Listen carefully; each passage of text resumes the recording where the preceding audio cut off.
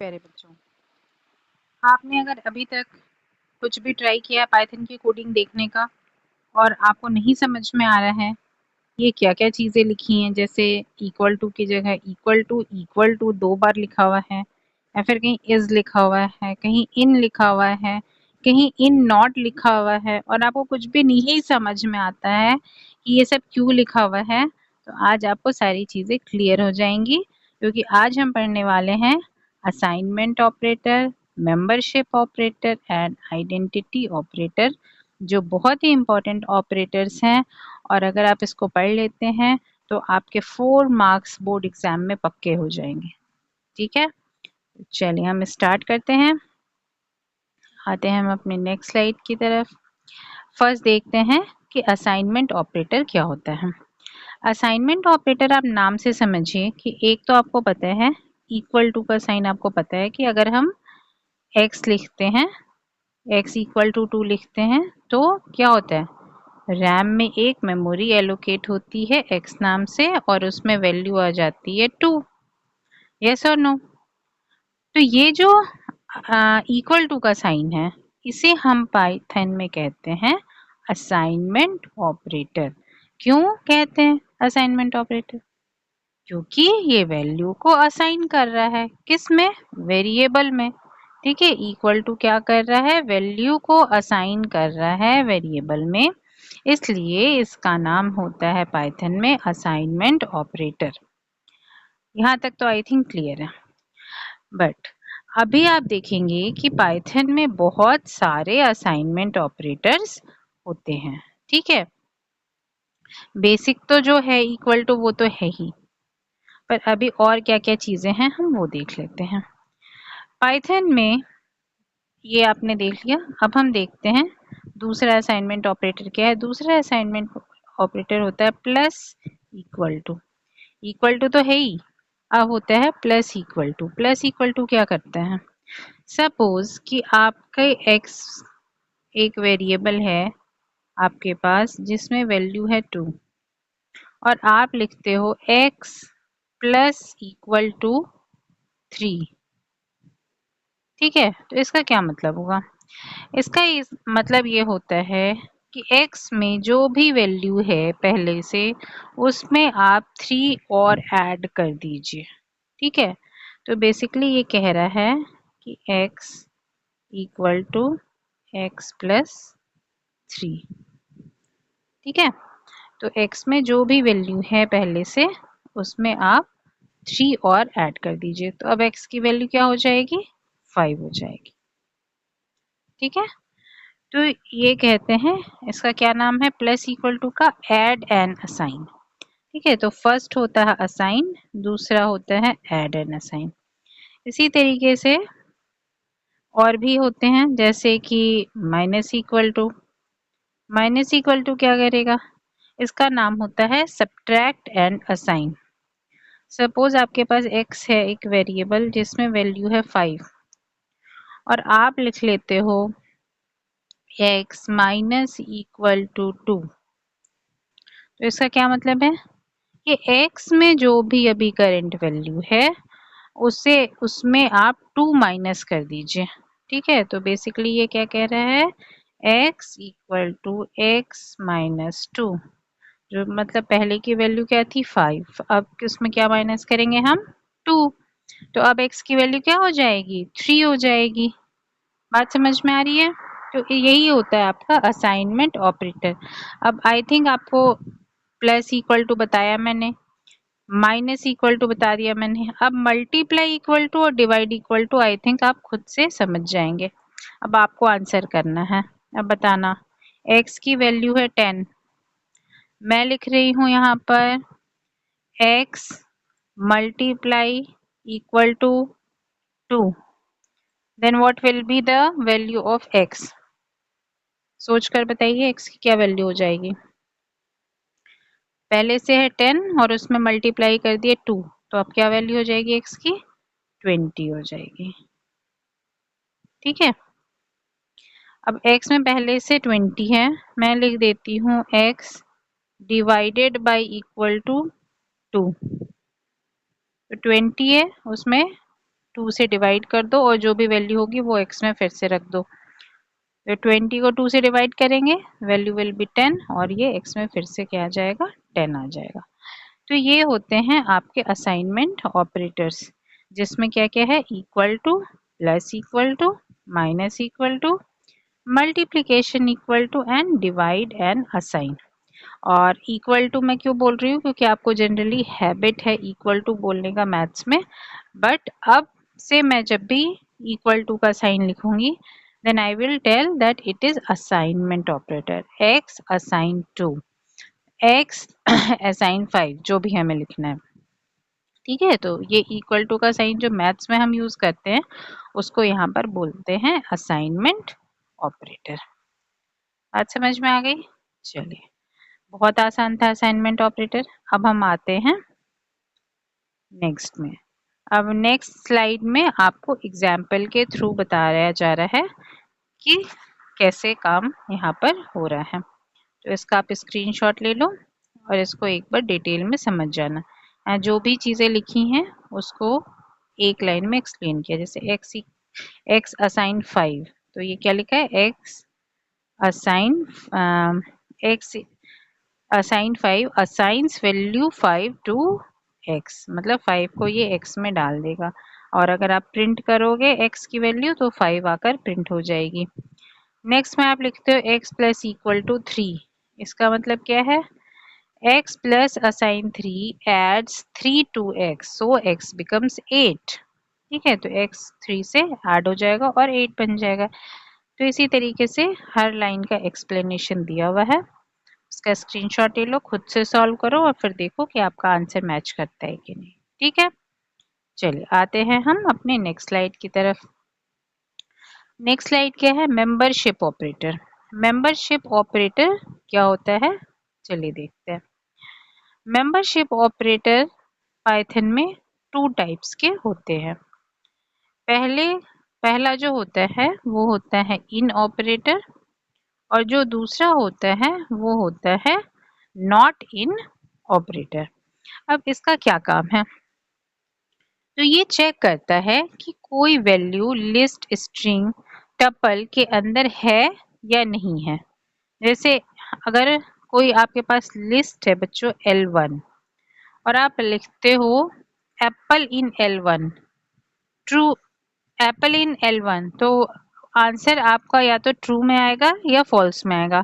अगर Apple L1 list में होगा तो आपका आंसर आएगा ट्रू, अगर एप्पल L1 लिस्ट में नहीं होगा तो आपका आंसर आएगा फॉल्स। ठीक है, यहाँ पे देखिए एग्जाम्पल से भी बताया हुआ है। फ्रूट्स में एक फ्रूट्स नाम की लिस्ट है जिसमें 3 फ्रूट्स हैं, एप्पल, बनाना और चेरी। अब यहाँ क्या लिखा है, apple in fruit returns true. अगर हम लिखेंगे एप्पल इन फ्रूट्स तो ट्रू रिटर्न होगा क्योंकि एप्पल फ्रूट्स लिस्ट के अंदर है। जिसमें एप्पल है, बनाना है, चेरी है। अगर मैं लिख देती हूँ कीवी इन फ्रूट्स तो आंसर क्या आएगा, फॉल्स, क्योंकि कीवी इसके अंदर नहीं है। ठीक है, चलिए अब आते हैं not in operator. Not in operator is just opposite of in operator. Not in क्या चेक करता है, नॉट इन चेक करता है कि ये नंबर है या नहीं है। अब हम इन और नॉट इन को एग्जाम्पल से समझ लेते हैं। देखिए fruit equal to apple, result a in fruit, तो प्रिंट क्या हो गया, ट्रू हो गया। यहाँ पर एप्पल एक स्ट्रिंग था, स्ट्रिंग है। ठीक है, वहां पर एप्पल एक लिस्ट के अंदर था। तो मेंबरशिप ऑपरेटर स्ट्रिंग के अंदर भी चेक कर सकता है किसी भी डेटा को, लिस्ट के अंदर भी चेक कर सकता है डेटा को और टपल के अंदर भी चेक कर सकता है। ठीक है, अब ये नॉट इन क्या करेगा, सपोज नंबर्स नाम का एक लिस्ट है जिसमें 1 2 4 5 4 नंबर्स लिखे हुए हैं। अगर हम लिखते हैं result equal to 3 not in numbers, ठीक है, तो हम चेक कर रहे हैं कि 3 नॉट इन नंबर्स ये ट्रू है या फॉल्स है। तो आपका रिजल्ट में आ जाएगा ट्रू क्योंकि 3 नंबर्स में नहीं है, तो ये स्टेटमेंट ट्रू है। यस और नो? चलो अब इसे फिर से समझते हैं। जैसे एक वेजीज नाम की लिस्ट है जिसमें 2 वेजीज हैं, कैरेट एंड पी। अगर हम लिखते हैं result 2 equal to corn not in veggies, ठीक है, तो कॉर्न वेजीज में नहीं है, ये सेंटेंस ट्रू है या फॉल्स? ट्रू है, क्योंकि कॉर्न तो है ही नहीं वेजीज में। तो इसका आंसर आपका आ जाएगा ट्रू। ठीक है, तो नॉट इन क्या करता है? Not in returns true if the value is not present in the sequence और कलेक्शन। और इन क्या करेगा? In returns true when the value is present in the given sequence. Understood? चलो, इन एंड नॉट इन बहुत ही आसान है। अब इसके बाद हम आते हैं अपनी नेक्स्ट स्लाइड की तरफ, that is your identity operator. Identity operator भी 2 होते हैं। जो फर्स्ट है that is your is operator and the second one is not operator. Now what is? ठीक है, ये थोड़ा कंफ्यूजिंग है, इसलिए ध्यान से सुन लेना। ठीक है, the is operator checks whether two variables point to the same object in memory। ठीक है, तो ये क्या करता है ये देखते हैं एग्जांपल से। एंड्रॉइड पे रन करके दिखाती हूँ आपको। मैंने लिखा a इक्वल टू समझ लीजिए 56। ठीक है, फिर मैंने लिख दिया b इक्वल टू 56। इसके बाद मैं कर लेती हूँ print parenthesis a is b। तो आप सोच के बताइए क्या प्रिंट आना चाहिए। a की वैल्यू 56 है, b की वैल्यू 56 है, अगर हम प्रिंट करते हैं a इज b तो क्या प्रिंट होना चाहिए? ट्रू। ठीक है, ये ट्रू प्रिंट हो रहा है क्योंकि दोनों की वैल्यू सेम है। तो पाइथन ऐसा करेगा कि एक ही मेमोरी एलोकेट करेगा जिसमें वो 56 स्टोर करके रख लेगा।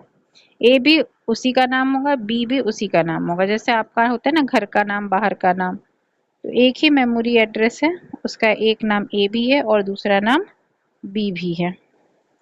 अगर मैं यहाँ पर एक और वेरिएबल बना लेती हूँ c, और c में मैं वैल्यू चेंज करके अगर 57 लिखती हूँ, ठीक है, और यहाँ पर एक और प्रिंट स्टेटमेंट लिख देती हूँ मैं, जिसमें मैं लिख देती हूँ a is c।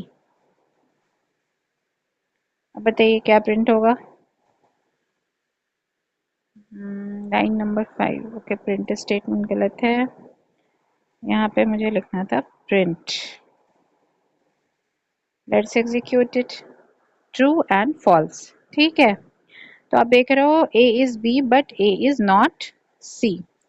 if I will write here a is not c, then what will happen? तब ट्रू हो जाएगा। ठीक है, मतलब a c नहीं है। अच्छा, लिस्ट के केस में क्या होता है हम देखते हैं। अगर मैं एक लिस्ट बनाती हूँ, लिस्ट बनाना आता है सभी को, एक वेरिएबल का नाम लिखा जाता है, उसके बाद स्क्वायर ब्रैकेट हम लिखते हैं, फिर उसमें हम कुछ वैल्यूज रख लेते हैं, है ना।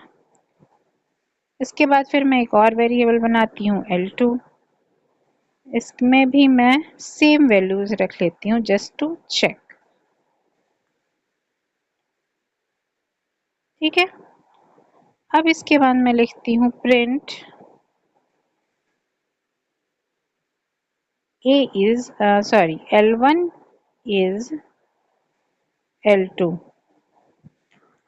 सो अब आप सोच के बताइए कि what will B it's value. a 56 था, b 56 था, a is b ट्रू था, यस और नो। L1 1 2 3 है, L2 भी 1 2 3 है, लिस्ट है, मैंने लिखा है L1 is L2। Let's see what happens.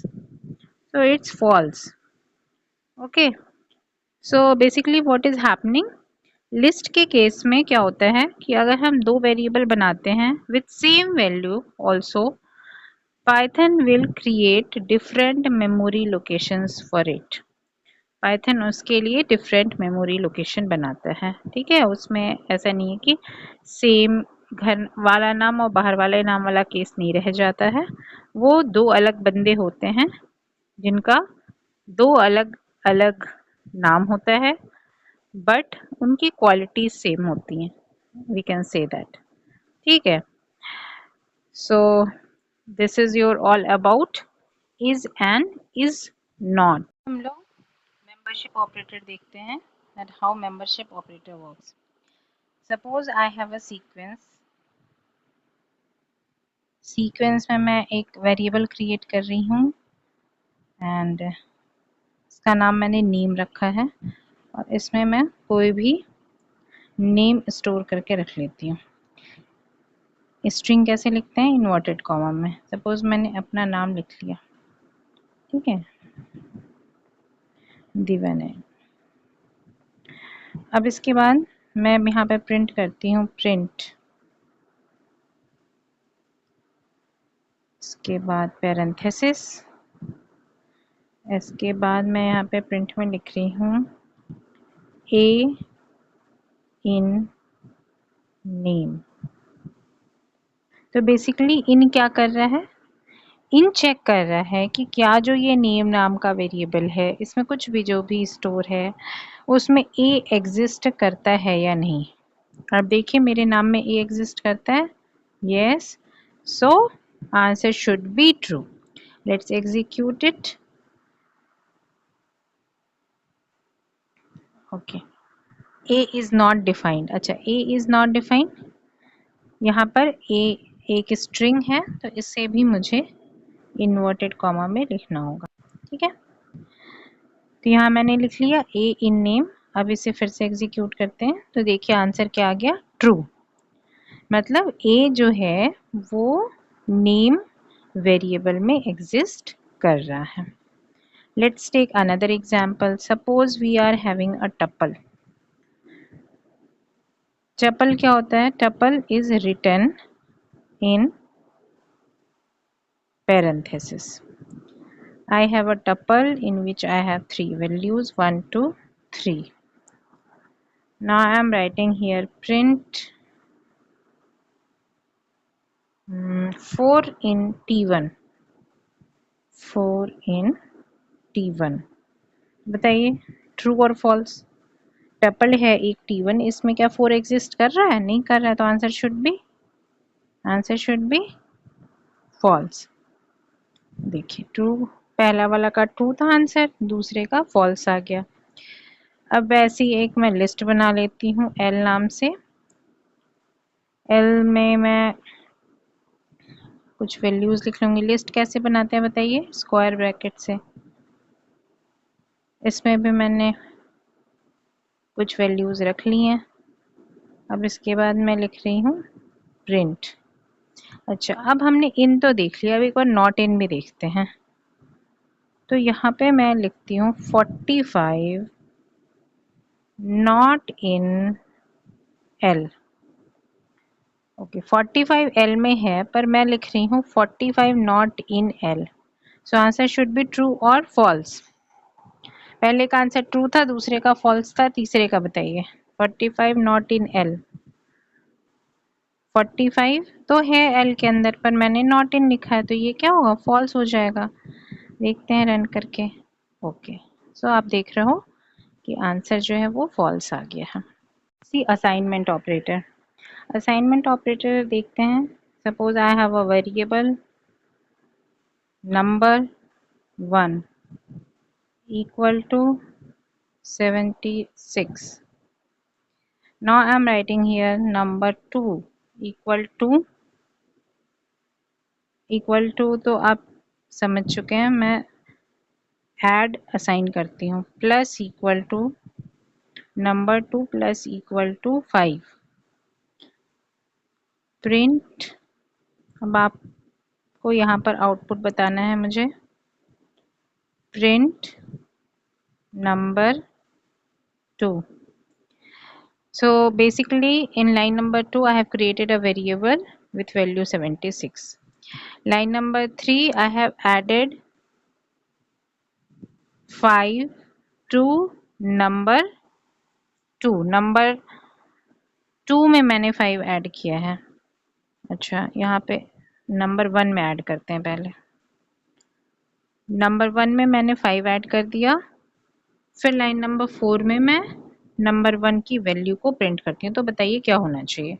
76 में मैंने 5 ऐड कर दिया, तो क्या होगा answer 81। Let's execute it. Now you can see that the answer is 81। तो ऐड असाइन क्या करता है, ऐड असाइन जो है वो आपकी वैल्यू को 5 से ऐड कर दिया। अब सब्ट्रैक्ट असाइन देखते हैं। अब मैं लिखती हूँ नंबर 1 माइनस इक्वल टू 7 और फिर मैं कर देती हूँ यहाँ पे print number 1। Now tell me what will be the value of number 1। Number 1 पहले 76 था, उसके बाद 5 ऐड किया हमने, वो बन गया 81। 81 से फिर आप -7 करेंगे तो क्या बन जाएगा।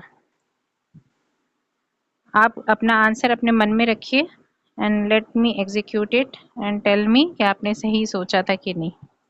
सो द आंसर क्या आ रहा है 74। आप कमेंट में बताना कि कितने बच्चे यहाँ पर सही आंसर गेस कर पाए थे। ठीक है, चलो फिर से मैं लिखती हूँ नंबर 1 मल्टीप्लाई कर लेते हैं। एक बार मल्टीप्लाई बताइए कैसे किया जाता है, एस्ट्रिक्ट के साइन से। एस्ट्रिक्ट के साइन को मैंने लिखा, इक्वल टू लिखा और मैंने लिख दिया 2। okay, and then again I am writing here print number 1. Now guess the answer, and when I will execute it you have to see that whether you are guessing right or not. So 74 को फिर से 2 से multiply कर दिया गया है और answer आ गया है 148। सो वीडियो ज़्यादा लंबी हो रही है, अब आप इसे अपना खुद से ट्राई करेंगे। ठीक है, थैंक यू सो मच।